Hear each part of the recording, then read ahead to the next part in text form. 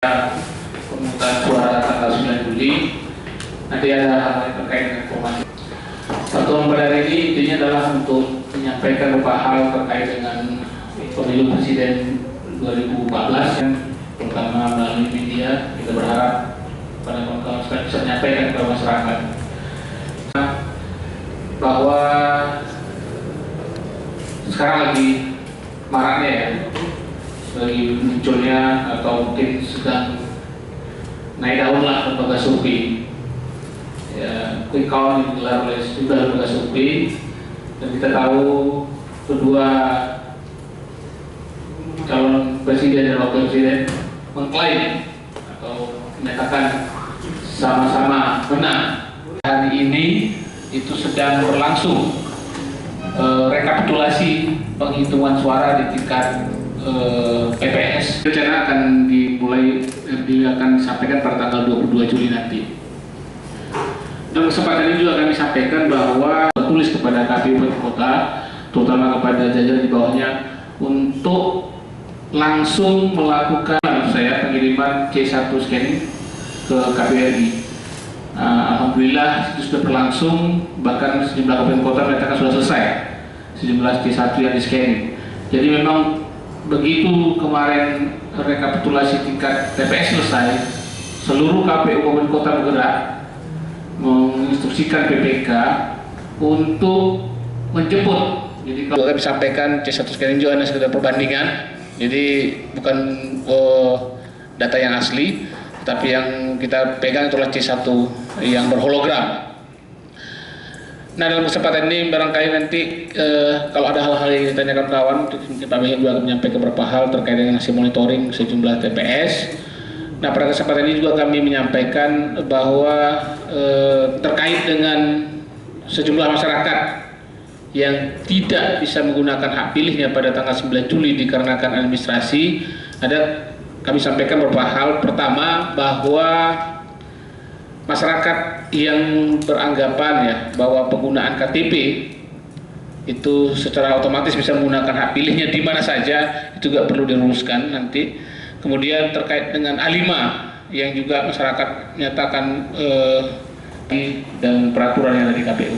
Saya pikir di pembuka nanti kami silakan kalau Ketua KPU Pak Sumut, Bapak Mulyo Nurea, dan juga mungkin ditambahkan oleh Bung Benget. Sebelum kita akan dengan dia.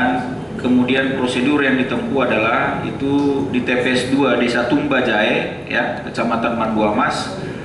Prosedur yang ditempuh adalah mengganti surat suara tersebut dari surat suara sisa, ya, di TPS terdekat, dan kemudian memperpanjang waktu pelaksanaan pemungutan suara di sana. Jadi itu prosedur yang memang normatif untuk mengatasi hal-hal demikian. Upaya sekeras daya ya dan optimal memonitor, menginstruksikan teman-teman menyampaikan C6, tapi kami kira itu sudah dilakukan semaksimal mungkin, dan mereka pemilih kemarin di hari H ada juga yang bertanya ketika tidak mendapat C6 bagaimana prosedurnya, relatif bisa kita layani dengan baik. Bahwa ada beberapa masalah di lapangan, perbedaan persepsi interpretasi di KPPS, saya kira juga itu berupaya langsung kita respon, kita lakukan koreksi. Kemarin ada upaya ingin menggunakan hak pilihnya dengan hanya bermodal KTP, dengan mendasarkan informasi katanya dari TV ada pengumuman bahwa hanya dengan modal KTP bisa melakukan pencoblosan menggunakan hak pilih. Kami sudah melakukan penjelasan baik di tingkat KPU Medan, ya, Kota Medan maupun KPU Sumatera Utara, dan saya kira yang terjadilah misinformasi. Kami juga tidak tahu, KPU Provinsi dan KPU Jajaran tidak pernah menginformasikan bahwa hanya dengan bermodal KTP bisa mencoblos. Yang kita jelaskan adalah selama sudah terdaftar, kalau belum mendapat C6, maka dengan membawa KTP itu bisa menggunakan hak pilih. Atau yang kedua, belum terdaftar sama sekali, tapi kalau KTP-nya ada dan sesuai dengan domisili di TPS tersebut, maka itu juga bisa menggunakan hak pilih 1 jam terakhir. Itu yang terjadi. Beberapa hal teknis secara umum sekali lagi kami katakan berjalan dengan baik. Tentu soal partisipasi, angka partisipasi secara umum nanti secara general kami masih menunggu. Kita masih menunggu apa yang digambarkan ketua. Saya kira itu hanya gambaran dari 5 wilayah ya. Mohon teman-teman juga dalam pemberitaan, bukan gambaran keseluruhan, belum gambaran keseluruhan. PKPU nomor 4 tahun 2014 di PPS itu berlangsung mulai hari ini sampai dengan tanggal 12, di PP 16 sampai 17, dan di KPU provinsi itu berlangsung 18 sampai 19, serta di nasional nanti terakhir paling lama tanggal. Bapak Ibu, bahwa kepemiluan itu selain ingin menghasilkan kelurahan itu nggak bisa dibebas. Begitu juga dengan di tingkat kecamatan hasil. Ini semua adalah amanat konstitusi, amanat undang-undang yang harus kami pegang, dan kami meminta seluruh masyarakat, pasangan calon untuk bersabar menunggu proses rekapitulasi ini. Dan kami mengajak kedua pasangan calon bersama tim suksesnya, ya sekarang silakan ya rekap saja data saksi-saksi Anda. Buat rekapitulasi yang dilakukan oleh aparat kami penyelenggara di lapis bawah. Sekali lagi Bapak Ibu sekalian, penekanan kami kepada seluruh penyelenggara di lapis bawah, dan kami mendeklar hari ini KPU Provinsi Sumatera Utara tetap teman-teman di KPU Kabupaten Kota agar memang memastikan suara rakyat yang dicoblos itu, itulah yang dihitung. Itu yang kita lakukan senantiasa, teman-teman, Pak Ketua, saya, Pak Yul, sesuai dengan korum masing-masing, baik lewat SMS maupun telepon Pak Nazir. Saya kira itu yang kami terus lakukan, dan Ibu Ebi sekarang yang masih di lapangan, untuk memastikan tidak ada satupun suara rakyat yang dimanipulasi. Yang kedua, Bapak Ibu sekalian, sebagai perbandingan dan transparansi KPU, scanning pemindaian uploadnya. Tentu hari ini saya membuka website atau akses terhadap hasil itu belum, karena tentu KPU RI masih melakukan pengumpulan ya dari seluruh Indonesia. Mudah-mudahan nanti segera bisa kita akses, tapi itu targetnya 16 Juli sudah tergambar hasil C1 hasil scan dari tiap TPS di seluruh Indonesia. Ini juga salah satu bentuk dari komitmen KPU untuk membuka data secara transparan, dan kami tentu mengajak juga teman-teman Bawaslu, jurnalis, masyarakat untuk mengawal mengawasi proses rekapitulasi berjenjang tersebut. Hal lain yang ingin kami sampaikan Bapak Ibu sekalian, juga secara khusus penyelenggaraan pemilu Pilpres di Nia Selatan, daerah yang kemarin sempat menjadi perhatian, secara umum juga berjalan dengan baik ya. Teman-teman KPU yang baru bisa menjalankan tugasnya dengan baik. Logistik saya kira juga, walau ada Pulau Batu yang ada 7 kecamatan di sana, dan ini tentu saya kira hasil dukungan kerjasama dari semua pihak, termasuk pemerintah daerah dan para pihak terkait.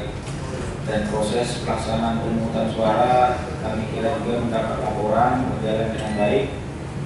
Dan sekarang yang sedang berkembang adalah karena proses rekapitulasi di PPS itu rata-rata sudah selesai, masih tetap sesuai dengan yang disebut Pak Yudhasi tadi, dan beberapa kali kami ulangi di bawah sebagaimana kewajiban mereka yang mengawal kan bahwa proses rekapitulasi di tingkat jenjang sedang berlangsung.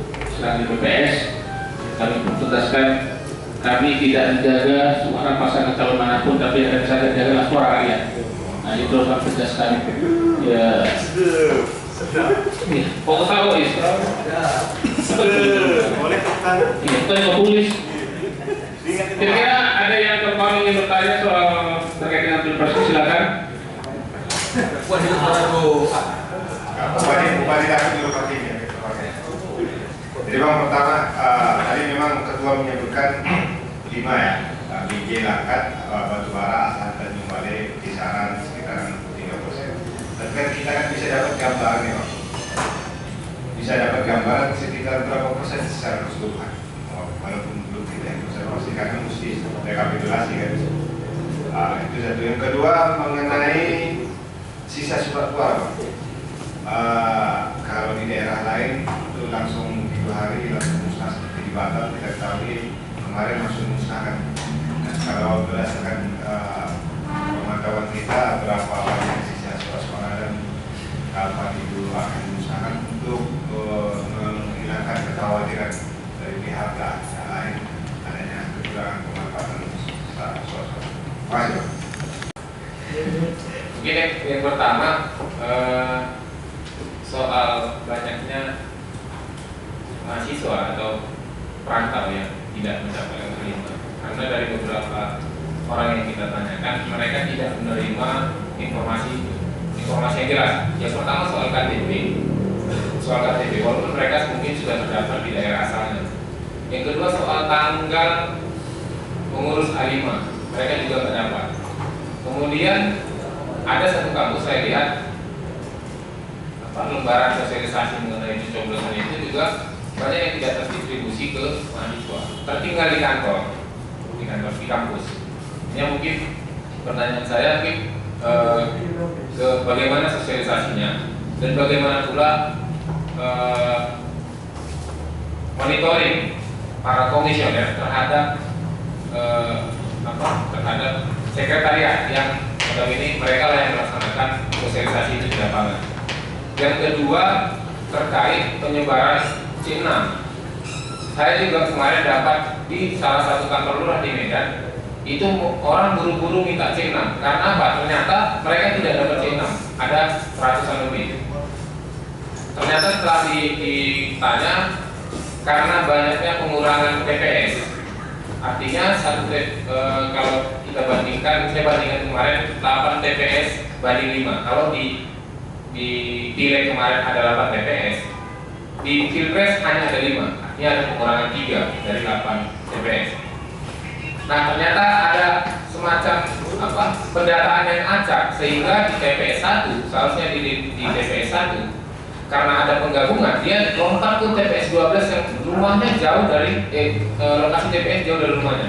Nah begitu juga KPPS yang menerima di C6, dia nggak kenal siapa warga di TPS lingkungan 1 misalkan. Itulah penyebab kenapa tidak terdistribusi. Nah seperti apa sebenarnya mekanisme atau cara yang dibuat KPU untuk menyebarkan C6 sehingga seperti banyak yang tidak dapat C6. Mungkin 2 itu saja. Terima kasih. Komisi sudah menyurati KPU Kota Medan dan KPU Kabupaten Kota agar mereka memberitahukan kepada pimpinan universitas di lingkungan Kota Medan, juga di daerah-daerah lain gitu kan. Jadi kan karena di wilayah kerjanya adalah wilayah kabupaten kota, jadi kita sudah mengirim surat kepada KPU Kota untuk mereka kemudian mengirimkan meminta ya, kalau sedang pada sekitar 53%, Medan sekitar 51%. Kita nggak tahu nih, apakah pada pilpres ini Medan dan Sedang juga bermasalah soal partisipasi masyarakat, apalagi terkait dengan Piala Dunia dan sebagainya kemarin. Karena berdampak itu secara keseluruhan partisipasi di provinsi Sumatera Utara. Kalaupun daerah lain yang DPT-nya jumlah data pilihnya kecil, partisipasinya tinggi, itu akan langsung turun drastis ketika daerah DPT yang tinggi, partisipasi rendah gitu.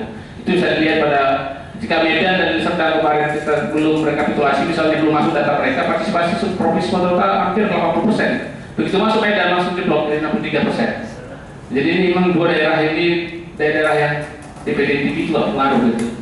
Saya pikir itu juga surat tambahan dari pertanyaan dari Iwan Antara tadi soal partisipasi. Tapi secara keseluruhan kita terus menginput meminta pada kawan-kawan supaya mengirimkan data-data terkini lah gitu, yang berhasil diinput gitu. Jadi macam Labura tadi Labura sudah nge-SMS tentang rekapitulasi mereka sementara, dapat dia gitu, cuma nggak bisa disampaikan ke media kan. Nanti lagi, terima kasih.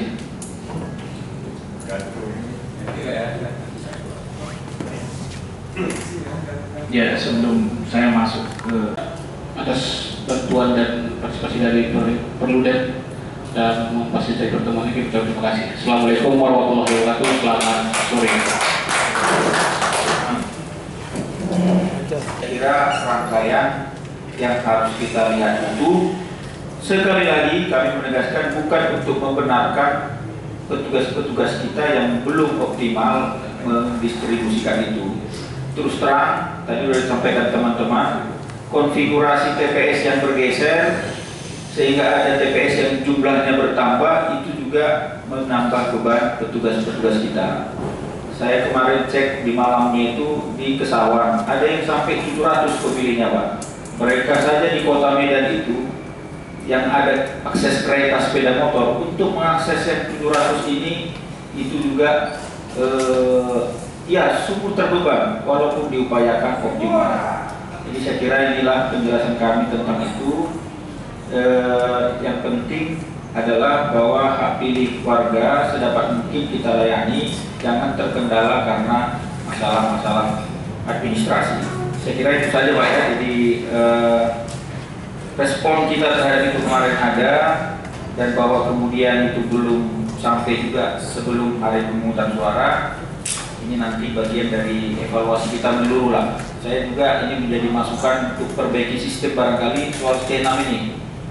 Ke depan ini seperti apa, supaya jangan hanya kita bicara teknis, jangan-jangan di sistem mekanismenya ini perlu ada perubahan mendasar juga dalam regulasi, dalam undang-undang kita, Bapak Ibu sekalian. Tentu masukan-masukan teman-teman ada yang harus kita respon langsung, tapi ada juga yang harus kita respon merujuk kepada aturan-aturan yang mengaturnya. Ini yang mungkin penting kita jadikan evaluasi nanti kepada perbaikan sistem pemilu kita. Saya kira itu tambahan.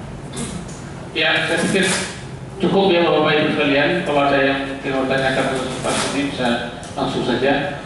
Terima kasih kami ucapkan kepada Bapak Ibu sekalian dari kalangan media atas kehadiran dalam pertemuan ini, atas bantuan dan partisipasi dari Perludem dan memfasilitasi pertemuan ini, kita terima kasih. Assalamualaikum warahmatullahi wabarakatuh. Selamat sore. Dari 5 komisioner KPU langsung kita membagi tim. Misalkan saya mendampingi dari KPD melakukan supervisi ke beberapa TPS yang ada di 5 KPU Kabupaten Kota bersama Pak Gubernur Sumatera Utara, Pak Pangdam dan Pak Kapolda melakukan melalui transportasi helikopter. Secara keseluruhan berjalan dengan baik. Seperti yang saya sampaikan tadi bahwa tingkat partisipasi itu kan di beberapa TPS yang ada di 5 kabupaten kota tersebut. Misalkan di Langkat, di sekitar 3 TPS, itu juga dengan KJ. Nah, secara keseluruhan ini tingkat partisipasi menurut saya dari data yang kita dapatkan dari jumlah yang hadir itu tingkat partisipasi 63 sampai 66%. Berarti menurun dari tingkat partisipasi pada pelaksanaan pemilu legislatif yang mencapai tingkat partisipasi sebesar 71%. Itu permasalahannya apa? Itu permasalahannya apa? Ya, kalau menurut saya kita sebagai penyelenggara pemilu kan telah melakukan sosialisasi dengan baik, seperti Bapak Ibu kawan-kawan sekalian telah melakukan sosialisasi. Itu diakibatkan mungkin pengaruh dari puasa Ramadan dan juga pelaksanaan Piala Dunia. Secara umum kami tanya seperti itu, terlambat banget karena menonton semifinal di Piala Dunia. Pak, terkait hasil quick-count ada himbauan nggak dari KPU? Ya, kalau terkait dengan hasil quick-count, memang quick-count ini juga diatur dalam PKPU nomor 14 tahun 2014. Namun demikian, kita mengharapkan kepada seluruh masyarakat Sumatera Utara dan dimanapun berada, supaya menunggu pengumuman atau keputusan yang dilakukan dilakukan oleh penyelenggara pemilu KPU dalam hal ini yang telah melakukan rekap dari berjenjang dari KPPS sampai tingkat KPU Provinsi Sumatera Utara.